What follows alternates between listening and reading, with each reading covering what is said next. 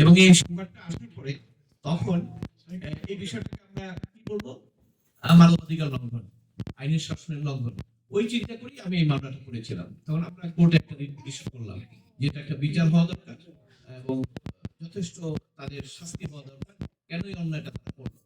তো কোর্ট সেটা ইন্টারফেয়ার করলেন, রুল ইস্যু করলেন এবং আলটিমেটলি দেখা গেল যে সেখানে সেনাবাহিনীর 3 জন এবং এয়ারফোর্সের 2 জন এরকম লোকজন তারা জড়িত এই যে টর্চারটা করলো। তো তখন একটা প্রশ্ন আসলো, তো এটা কি এখানে কোনো মামলা চলবে কিনা। এই কারণটা তো মিলল, আর্মির যে কোনো অপরাধ আপনারা জানেন কোর্ট মার্শালে হয়, তো সিভিলিয়ানদের সঙ্গে ওরা কোনো অপরাধ করলে সেটা কিন্তু নর্মালি কোনো কোর্ট মার্শাল হয় না, এবং স্বাধীনতার পরে এরকম কোনো ইতিহাস নাই। তখন আমরা কোর্টকে এটা খুব এমফাসিস দেওয়ার চেষ্টা করলাম যে যেই হোক সে তো কোর্ট ছিল, যে তারা কি জানেন না, বিশেষ করে যারা ভুক্তভোগী না, তারা অনেকেই জানে না যে প্রবাসীদের দেশের সম্পদ এবং তার দেশে অধিকার, মানবাধিকার বলেন, আইনগত অধিকার বলেন, সবকিছুতে যে তারা কি বিপর্যয়ের মধ্যে আছে, কি অবস্থার মধ্যে আছে, এটা অনেকেই জানে না। এবং তখন আমি যখন গেলাম ওখানে, তখন ইউকে থেকে সেই 2016 সালে ইউকে থেকে কয়েকজন বাঙালি প্রবাসী তাদের ওখানে কথাবার্তা হচ্ছিল টেবিল টপে, দাওয়াত দিয়েছে, ডিনার খেতে গেলাম, 7-8 জন তারা লোক আছে, আমি একটা বাইরে থেকে গেছি।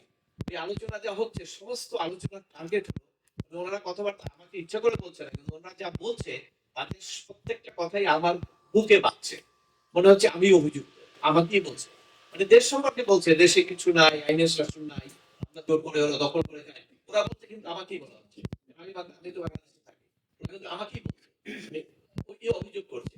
ওই ওই জায়গা থেকে আমার মনের মধ্যে একটু আসলো যে এটা তো আসলে খুব বড়ভাবে ক্ষুব্ধতা, এবং এটি যদি ক্ষুব্ধ হয় তাহলে এটার অনেক ফার কনসিকুয়েন্স আছে।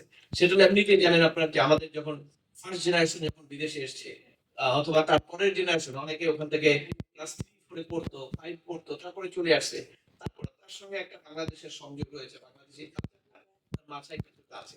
কিন্তু যে বাচ্চাটা এখানে জন্ম হয়েছে, গ্রোন আপ এখানে, সেখানে কিন্তু বাংলাদেশি কালচারটা তার মধ্যে খুব রেয়ার, যদি ফ্যামিলি অনেককে দেয় হয়তো শিখে, সেটা রেয়ার থাকে।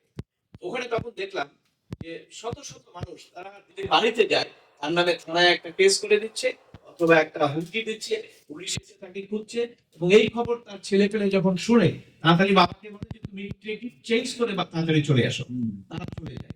এই সময় বিভিন্ন গল্পগুলো যখন আমি শুনলাম, তখন আমার কাছে মনে হলো যে এদের পাশে দাঁড়ানো দরকার, কারণ আমার বাংলাদেশে যারা থাকে সব অপরাধ তো তারাই করছে, কারণ ওদের বাড়ি ঘর সম্পত্তি দখল করছে।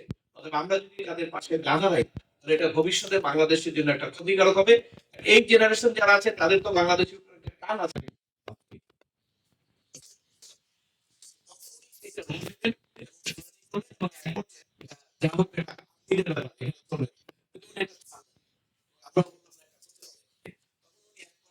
তদন্ত রিপোর্ট কারা নিয়ে আসা এবং আপনার অথরিটিকে বললেন তদন্ত রিপোর্ট দেওয়ার জন্য, আলটিমেটলি তখন তদন্ত রিপোর্ট চলে আসলো।